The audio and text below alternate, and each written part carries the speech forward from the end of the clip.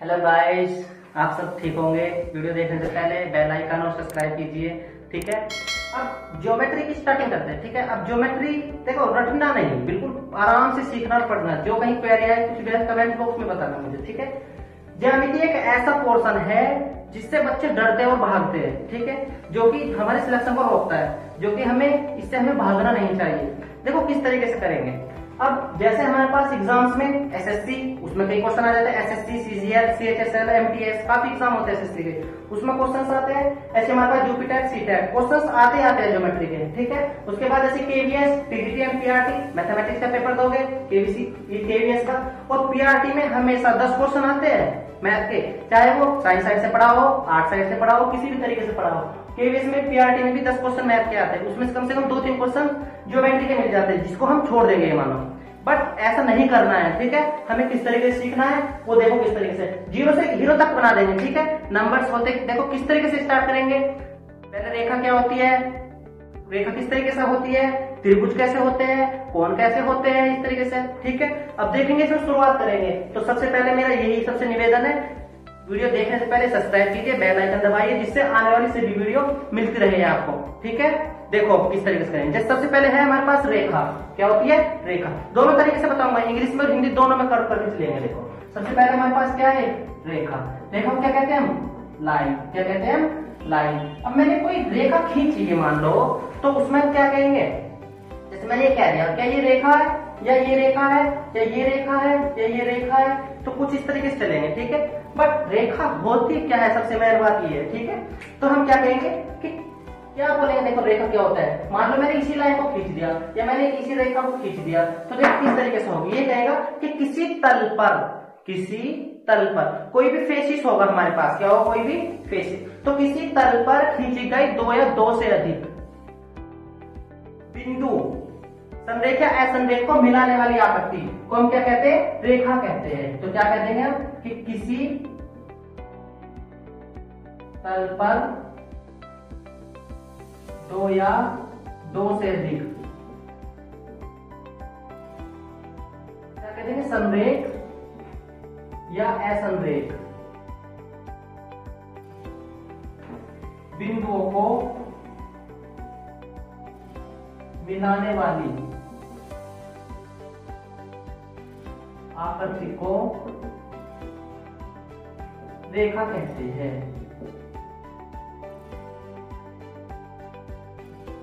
देखो जैसे मैंने कोई लाइन खींच दी, तो मैंने ये है, तो एक बिंदु मैंने ये ले लिया, एक बिंदु ये ले लिया, तो इन बिंदुओं को मिलाया तो क्या हो गया हमारे पास, रेखा।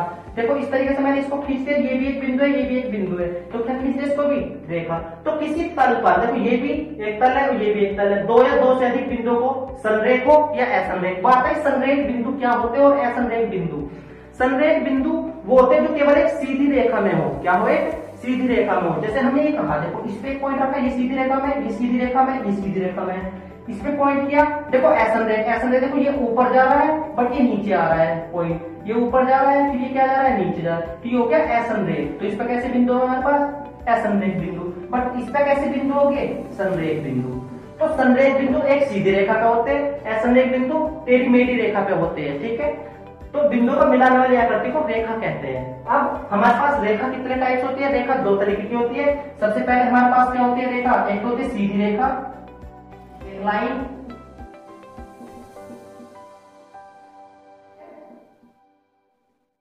एक लाइन। दूसरी होती है हमारे पास ये वाली जो ऐसी रेखा होती है, वो होती है कर्व लाइन, वक्र रेखा, कर्व लाइन।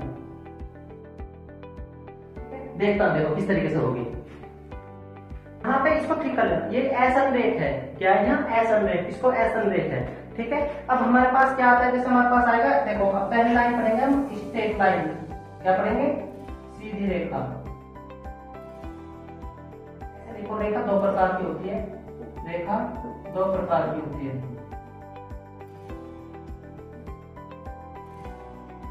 ठीक है। नंबर 1 लाइन क्या है हमारे पास, सरल रेखा, सरल रेखा, जिसको हम कहते हैं स्ट्रेट लाइन, क्या कहते हैं इसको, स्ट्रेट लाइन,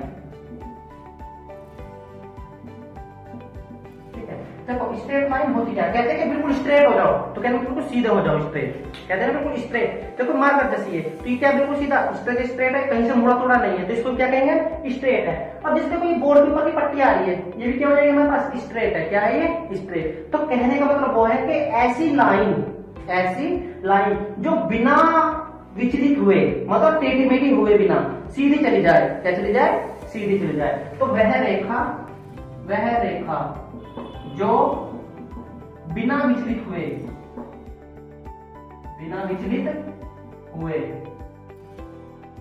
सीधे चली जाए,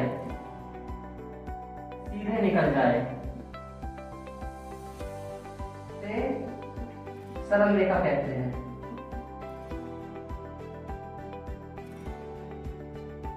देखो जैसे ये इस तरीके से सीधी रेखा है, ये हमारे पास स्ट्रेट लाइन है।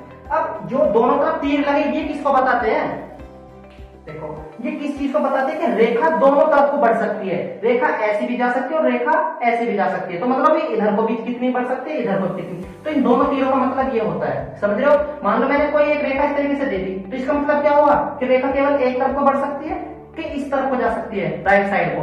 बट रेखा यदि दोनों तरफ तीर ली गई तो इसका मतलब होता है कि रेखा इस तरफ और इस तरफ दोनों तरफ जा सकती है, ठीक है। सेकंड है हमारे पास वक्र रेखा, सेकंड है वक्र रेखा, उसको क्या कहते हैं, कर्व लाइन, ठीक है। अब देखो कर्व लाइन किस तरीके से हो जाएगी कि वह रेखा जिसके पथ में विचलन हो, वह रेखा जिसके पथ में विचलन हो, विचलन मतलब कहीं उसमें कोई ऐसा हो कि जो उसको टेढ़ा मेढ़ा कर दे कुछ। ये मान लो मैंने कोई ये रेखा ऐसे जा रही थी, ये रेखा ऐसे, बट यहाँ मैंने कोई पत्थर रख दिया, क्या रखा मैंने यहाँ पत्थर, तो या तो रेखा ऐसे निकलेगी या फिर रेखा ऐसे निकलेगी, वो पार होके फिर आगे कुछ ये फिर सीधी हो गई यहाँ जाके ऐसी, फिर इसमें कोई पत्थर रख दो मान लो, तो फिर ये ऐसे हो जाएगी, फिर ये इस तरीके से जाएगी यहाँ से इसको पार करके, तो इस तरीके से जाएगी। तो जैसे ये रेखा ऐसे होती है ना, जो ऐसे होती है उबड़ खाबड़ वाली, समझ लो ना, तो ये होती है हमारे पास कर्व लाइन, क्या होती है, उबड़ खाबड़। पहले देखो ये सीधी ऐसे चली, बट फिर यहाँ से कुछ इसको मिला, फिर ये इसे मुड़ गई, फिर देखो यहाँ ऐसे हो गई, फिर देखो यहाँ इसको फिर ऐसे ऊपर से निकल गई, अब यहाँ से निकल गई, तो होती है हमारे पास कैसी, वक्र रेखा। तो कहते हैं कि वैसी रेखा जो पथ में विचलन हो, जिसके पथ में विचलन हो, मतलब ऐसी रेखा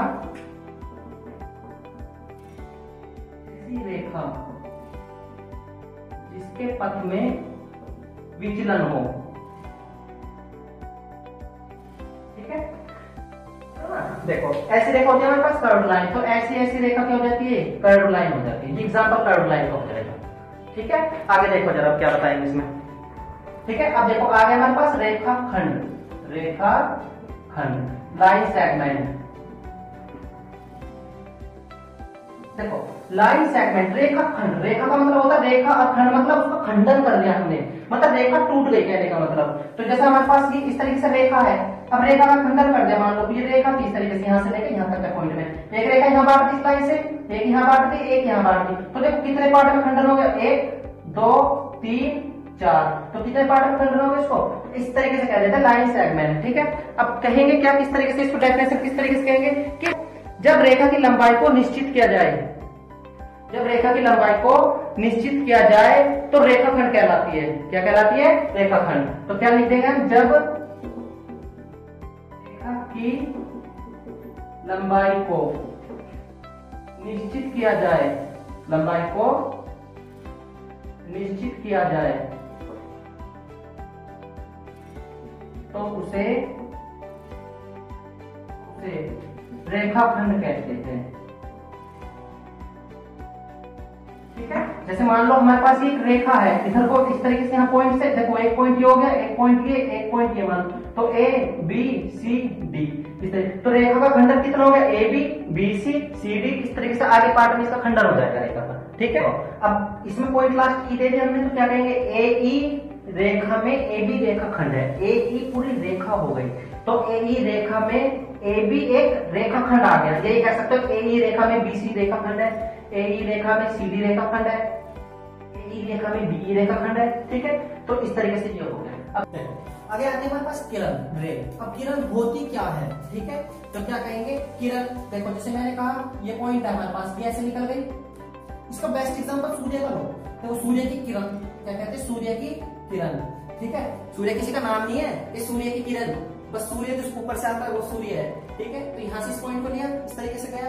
अब देखो सूरज की किरणें इस तरीके से होती है, समझ रहे हो ना, ये सूरज की किरणें। इसका पॉइंट क्या होता है कि हमारे पास इसका स्टार्टिंग पॉइंट हो गया और इस तरीके से ऐसे जा सकती है, ये इसका स्टार्टिंग पॉइंट हो गया, ये ऐसे जा सकती है। अब ऐसे तो है नहीं कि ये इस तरफ को भी जाएगी अंदर को, नहीं। तो किरण ये है कि वो एक बिंदु से चलती है और आगे की तरफ बढ़ती है, ना कि वो दोनों बिंदु की तरफ को चलती है। अभी हमने रेखा में बताया था, रेखा दोनों तरफ को चल सकती थी, बट किरण केवल एक ही तरफ को गमन करेगी, समझ रहे हो।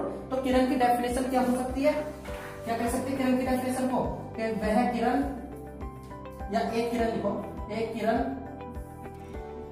केवल एक दिशा में, केवल एक दिशा में गमन, मतलब जाना या चल सकती है, चलना, गमन कर सकती है, गमन कर सकती है, उसे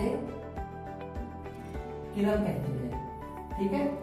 देखो जैसे मैंने स्टार्टिंग पॉइंट लिया, इस तरीके से किरण हो गई, क्या होगी इसकी, ये किरण, समझ रहे हो ना। जैसे मैंने कहा कि ये ए से लेकर बी पॉइंट तक ऐसे जा रही है, तो किरण, तो हम क्या कह रहे हैं इसको, कि ए बी क्या हो जाएगी, किरण हो जाएगी, क्या हो जाएगी, ए बी एक किरण हो जाएगी, ठीक है। कि किरण को हमेशा तीर के निशान से दिखाते हैं, कैसे दिखाते हैं, तीर के निशान से। तो किरण को किससे डिनोट करोगे, तीर के निशान से, ठीक है, इसे तीर के निशान से डिनोट, ठीक है। अब आगे आते हैं हमारे पास समांतर रेखा है, ठीक है। तो समांतर रेखा है, देखो ये इंपॉर्टेंट है, देखो समांतर रेखा है, पैरेलल लाइन, पैरेलल लाइंस, ठीक है। पैरेलल लाइंस होती क्या, देखो समांतर, तो देखो उसको तोड़ो जरा, समांतर मतलब समान, तो ये क्या हो जाएगा, अंतर। अभी समान घर वाला समान नहीं है, यहाँ समान जो गई इक्वल वाला समान होगा, जहां दोनों में इक्वल हो, कहने का मतलब। तो दोनों में कैसे हो, इक्वल अंतर हो, कैसे इक्वल अंतर हो, इक्वल अंतर हो, दोनों में समान अंतर हो। देखो समांतर रेखा, पैरेलल लाइन, मैंने क्या कहा कि मैंने ये लाइन ली, ये आगे को बढ़ रही है, इसको आगे को बढ़ा लो, ठीक है। अब एक लाइन ये ली,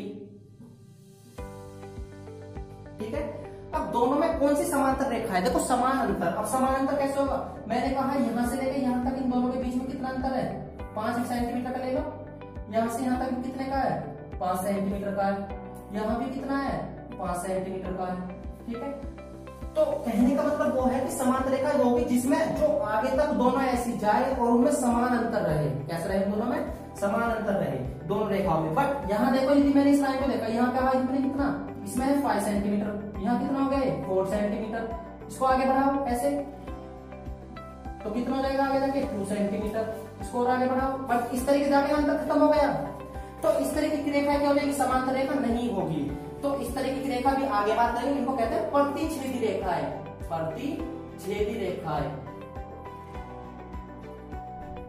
इंटरसेक्ट लाइन कहेंगे, ठीक है, बताऊंगा इसको अभी। तो समांतर रेखाएं होगी जिनमें दोनों में समान इक्वल हो। इसका बेस्ट एग्जांपल ट्रेन की पटरी है हमारे पास, ये मान चलो, जैसे हमारे पास ट्रेन आगे को चलती है तो ट्रेन की पटरी ऐसे होती है। अब जो दोनों इस तरीके से जाएगी, समझ लो। अब ट्रेन की पटरी ऐसे, अब आगे जाके कल उनके पहिए आपस में ऐसे मिलते तो नहीं है ना, तो पटरी जब ऐसे जा रही तो आगे जाके जब घूमेगी तब भी वो इस तरीके से घूमती चली जाएगी, समझ रहे हो ना। तो देखो जैसे हमारे पास इसी को मान लो, ट्रेन की पटरी है, ये आगे जाके ऐसे जा रही है, ये ऐसे जा रही है और ये इस तरीके से घुमाव जा रही है, तो इस तरीके से जा रही है, तो इस तरीके से घुमाव जब ऐसे आता जाएगा इसमें, तो समझ लो ना, तो एक पथ बना लेते हैं इस तरीके से। तो जितना इस तरीके से जैसे गोल चक्कर होता है, मैदान होता है ना जिसमें रेस लगाते हैं, तो उसमें भी समान अंतर होता है इस तरीके से। तो सेंटर को लेकर इस तरीके, जहां इतना अंतर यहाँ होगा, इस तरीके से ये क्या बना लेती है, समान अंतर चलता है इसमें, जहां जितना हो यहाँ होगा उतना यहाँ अंतर होगा, इस तरीके से। तो सब में इक्वल अंतर होता है। तो इस समांतर रेखा क्या होती है, देखो किस तरीके से लिखेंगे इसमें, कि वह रेखा है, कि वह रेखा जो एक दूसरे को किसी भी बिंदु पर प्रतिच्छेद ना करे, प्रतिच्छेद न करे, या ये कह दो कि वह रेखा है जब दोनों में समान अंतर हो, दोनों में समान अंतर हो, ठीक है। उसको क्या कहते हैं, जैसे देखो एग्जांपल ले लो, देखो ये इस तरीके से पैरेलल लाइन हो गई ट्रेन की, ये कह दो ट्रेन की पटरी, ठीक है, वो भी ऐसे घूमती है ना, देखो ये ट्रेन की पटरी क्या है, उसको समझ लो ना, तो इस तरीके से नाट्य में बना नहीं, पर इस तरीके से ट्रेन की पटरी की तरह मान लो, इस तरीके से बन जाएगा। ठीक है, समांतर रेखाओं का साइन ऐसे होता है कि मैं देखो लाइन कर रही है, ए बी लाइन है और ये सी डी है, तो ए बी किसके पैरेलल है, सी डी के। देखो दो लाइन ऐसे, तो इसको पैरेलल कह देते हैं इसको, तो ए बी समांतर है सी डी के, या सी डी ए बी के समांतर है। ठीक है, अब देखो आगे आते हैं, जैसे हमारे पास प्रतिच्छेदी रेखा है, प्रतिच्छेदी रेखा है, ठीक है, इंटरसेक्टिंग लाइन, इंटरसेक्टिंग लाइंस। देखो प्रतिच्छेदी रेखा क्यों, देखो प्रतिच्छेद, प्रति मतलब छेदती, मतलब छेद करके जाए, इसको क्या करके जाए, छेद करके जाए। तो हमने कोई लाइन लिखी, जैसे हमारे पास ये लाइन है और ये कैसे हो गई एक दूसरे को, देखो इस पॉइंट पे क्या कर दिया उसने, प्रतिच्छेद कर दिया, क्या कर दिया इस पॉइंट पे उसने, प्रतिच्छेद कर दिया इसको। तो ऐसी रेखा जो जैसे किसी रेखा को आगे बढ़ाए और वो किसी एक बिंदु पर प्रतिच्छेद करे या किसी एक बिंदु पर जाकर मिलती है, उसे कहते हैं प्रतिच्छेदी रेखा। देखो वह रेखा जो किसी एक बिंदु पर जाकर मिलती है, जाकर मिलती है या काटती है, उसे प्रतिच्छेदी रेखा कहते हैं, रेखा कहते हैं। जैसे हमने कहा ये ए बी लाइन है और ये क्या हमारे पास सी डी लाइन है, किस बिंदु पर काट रही है, ओ बिंदु पर काट रही है, तो हम कह सकते हैं कि ए बी रेखा और सी डी रेखा बिंदु ओ पर काटती है, इंटरसेक्ट कर रहे, तो समझ रहे हो ना, इस तरीके से ये क्या होती है हमारे पास, प्रतिच्छेदी रेखा होती है। देखो अब आगे आते हैं हमारे पास तिर्यक रेखा, क्या आती है, तिर्यक रेखा, इसको कहते हैं ट्रांसवर्सल लाइन, ट्रांसवर्सल लाइन। अब देखो तिर्यक रेखा होती है, देखो तिर्यक मतलब क्या होगी, तिरछी, क्या होगी, तिरछी, समझ रहे हो ना, तिर्यक मतलब तिरछी रेखा। अब तिर्यक रेखा किस तरीके से बनेगी, देखो तिर्यक रेखा क्या हो जाएगी कि दो या दो से अधिक, जब कोई दो या दो से अधिक कोई पैरेलल लाइन होगी और उसको कोई रेखा काट के चली जाए इस तरीके से, समझ रहे हो ना। तो देखो ये L1 ले लो, ये L2 ले लो, इसको L3 कह दो, ये क्या कहते हैं ना ए बी, और ये क्या हो गया हमारे पास सी डी। तो ऐसी रेखाएं जो दो या दो से अधिक समांतर रेखाओं को प्रतिच्छेद करती है, उसे क्या कह देते हैं हम, तिर्यक रेखा कह देते हैं। ठीक है, तो हम क्या कह सकते हैं कि वह रेखा जो दो या दो से अधिक, जो दो या दो से अधिक समांतर रेखाओं को प्रतिच्छेद करती है, प्रतिच्छेद करती है, उसे तिर्यक रेखा कहते हैं। ठीक है, तो L1 पैरेलल है L2 के, पैरेलल है L3 के, और AB और CD क्या है, तथा AB व CD क्या हो जाएगी, तिर्यक रेखा है, AB व CD तिर्यक रेखा है, तिर्यक रेखा है। ठीक है, अब आगे देखो परपेंडिकुलर रेखा है, लंब रेखा है, लंब रेखा है, उसको कहते हैं परपेंडिकुलर रेखा है, परपेंडिकुलर लाइन। ठीक है, तो परपेंडिकुलर लाइन क्या होती है, लंब रेखाएं क्या होती है, देखो तो लंब रेखा है, लंब मतलब किसी चीज पर लंब डाल दो, ये मान लो, तो देखो क्या कहेंगे, मैं इसकी डेफिनेशन बताता हूं। देखो वह रेखा जो एक दूसरे को समकोण, समकोण, और समकोण बताऊंगा मैं आगे, जब एंगल चलेगा समकोण होता है 90 डिग्री, अभी एंगल चलाएंगे इसके बाद। ठीक है, तो वह रेखा जो एक दूसरे को समकोण पर काटे, उसे लंब रेखा कहते हैं, लंब रेखा कहते हैं। ठीक है, इसे देखो किससे डिनोट करोगे, इसे किस तरीके से डिनोट करते हैं, इसे इससे प्रदर्शित करते हैं, करते हैं। ठीक है, अब देखो जैसे मैंने कोई लाइन दी, इस लाइन को लो और इस लाइन पे मैं क्या कहता हूं, इसको ऐसे लंब डाल दूं तो देखो ये कितना हो गया, इस तरीके से ये क्या बन गया, इसको समकोण बन गया। क्या बन गए, समकोण। तो वह रेखा जो एक दूसरे को समकोण पर काटे। अब मेरे पास ये मार्कर है इनका, तो इसको मैं ऐसे डाल दूं। जब मैंने इसको इस पे डाल दिया तो देखो एक एंगल किस तरीके से एंगल दिखा रहा है, देखो ये एंगल इसमें एंगल बना रहा है, तो ये क्या होगा, समकोण। तो कहने का मतलब इस तरीके से कोई इस तरीके से परपेंडिकुलर हो जाता है, ठीक है। तो वह रेखा जो एक दूसरे को 90 डिग्री पर काटे या समकोण पर काटे उसे कहते हैं लंब रेखाएं, कहते हैं परपेंडिकुलर लाइन, ठीक है। आगे देखेंगे। देखो जैसी लाइन हमने ये कह दिया, हमारे पास कितना है, ये ए बी, इसको कितना दे दो, सी डी। तो देखो ए बी किस पर लंब है, सी डी पर लंब है। तो A B is a perpendicular of C D. इसको ऐसे पढ़ते हैं कि जो ए बी हमारा लंब है वो सी डी पर लंब है, ठीक है। अब आगे देखो जरा, अब जैसे हमारे पास A B is a perpendicular of C D, आगे आता है हमारे पास संगामी रेखाएं। संगामी रेखाएं क्या होगी, देखो कॉन्करेंट लाइंस, कॉन्करेंट लाइंस, ठीक है। अब देखो संगामी, देखो समान गमन इस तरीके से। तो संगामी रेखा क्या होगी, देखो किस तरीके से मैं बताऊं कि जब कोई लाइन है इस तरीके से और वो किस बिंदु से होके जाए, एक ही बिंदु से होके जाए, किस बिंदु से होके जाए, एक ही बिंदु से होके जाए, तो उसे क्या कहते हैं हम, कॉन्करेंट लाइन कहते हैं, ठीक है। अब देखो ये इसकी डेफिनेशन ऐसे लिख सकते हैं, देखो वह रेखाएं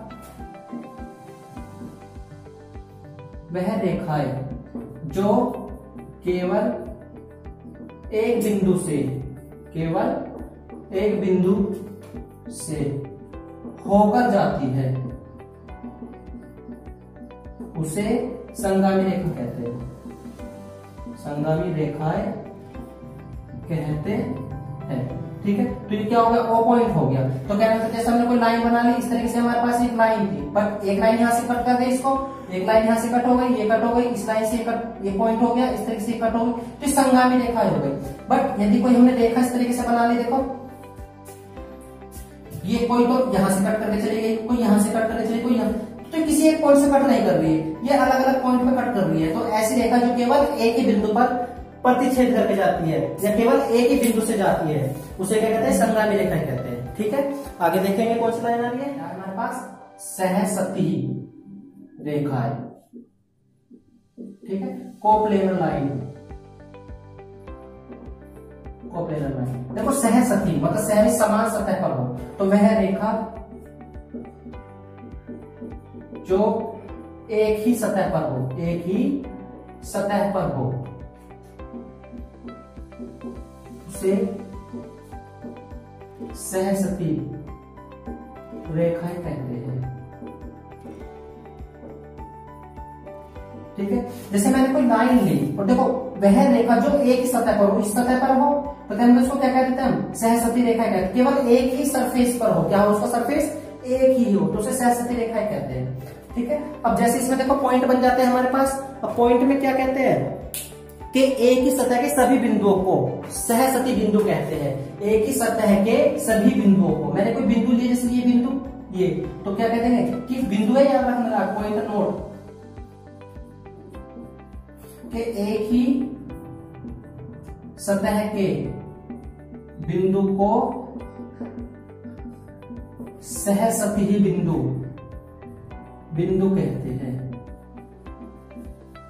ठीक है। जैसे हमारे पास ये ए बी सी और डी, तो ए बी सी डी क्या होगा, इसके सहसती बिंदु होगी, क्या होगा, इसकी सहसती बिंदु हो गए, ठीक है। सेकंड नोट है, देखो जब हम क्या कह सकते हैं कि 3 या 3 से अधिक बिंदु, क्या कह सकते हैं, 3 या 3 से अधिक बिंदु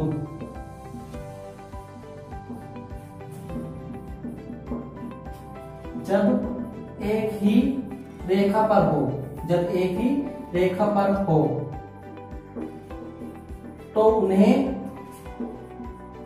संरेख बिंदु कहते हैं, संरेख, कोलिनियर, कोलिनियर पॉइंट, ठीक है। तो उन्हें क्या कहते हैं हम, संरेख बिंदु, कोलिनियर बिंदु कहते हैं। जैसे मैंने कोई लाइन डाल दी, देखो एक बिंदु ये हो गया, एक बिंदु ये हो गया, एक बिंदु, तो 3 या 3 से अधिक बिंदु एक ही रेखा पर हो तो उन्हें क्या कहते हैं, सहसती बिंदु, ये कह देंगे उनको, संरेख बिंदु कह देंगे। अब इसमें थर्ड पॉइंट है, देखो थर्ड पॉइंट क्या है, ठीक है, कि दो रेखाएं ज्यादा से ज्यादा ज्यादा से ज्यादा केवल एक ही बिंदु पर, केवल एक ही बिंदु पर प्रतिच्छेद करते हैं, प्रतिच्छेद करते हैं। देखो जैसे कोई रेखा ले ली मैंने, इस तरीके से ये कह दी, तो दो रेखा होगी तो किस बिंदु पर ज्यादा ज्यादा एक ही बिंदु पर प्रतिच्छेद कर सकते हैं। दो रेखा ज्यादा ज्यादा केवल एक ही बिंदु पर प्रतिच्छेद करती है। ठीक है, ठीक है। देखो फोर्थ पॉइंट क्या है, नोट का ये फोर्थ पॉइंट है। अब देखो फोर्थ पॉइंट ये है, इसका फोर्थ पॉइंट है कि जब दो रेखाएं किसी एक रेखा पर लंब हो, जब दो रेखाएं किसी एक रेखा पर लंब हो तो पहले वाली दोनों रेखाएं, पहले वाली दोनों रेखाएं एक दूसरे पर लंब होती है, एक दूसरे पर लंब होती है। जैसे देखो हमारे पास ये एक रेखा है और हमने क्या करते हैं, इस पे ऐसे तो इस पे ऐसे, तो ये कोई एक ए बी रेखा होगी और ये क्या होगा, इस पे लंब डाल दे। देखो इस पे ऐसे 90 डिग्री बना रहा है, ये भी क्या बना रहा है, इस पे 90 डिग्री। तो जब दो रेखाएं किसी एक रेखा पर लंब हो, तो एक रेखा ये है, एक रेखा ये होगा और इस पे क्या डालते हैं हमने, ऐसे इस पे लंब। तो पहले वाली दोनों रेखाएं एक दूसरे पर समांतर होती है, एक दूसरे के समांतर होती है। देखो तो ये वाली दोनों रेखा कैसे आपस में समांतर नहीं, देखो ये बन गई ट्रेन की पटरी सी, तो इस तरीके से तो हम क्या कह देते हैं, दोनों एक दूसरे के समांतर होती है। जैसे रेखा का नाम ले लो तो हमने क्या कह दिया, ये M1 पॉइंट है, ये M2 पॉइंट है, ये क्या हो गया हमारे पास A और B।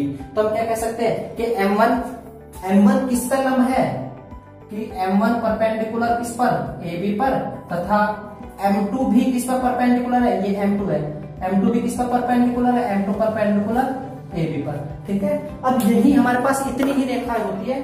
अब रेखा का यही पॉइंट था, अब जो रेखा में कुछ नहीं बचा, यदि हमें देखो बेस नहीं पता होगा रेखा का तो हम कुछ नहीं कर पाएंगे, समझ रहे हो। इसलिए मैंने पहले बेस बता रहा हूं, सभी का बेस बताएंगे, तब आगे जाके इनके क्वेश्चंस कराएंगे।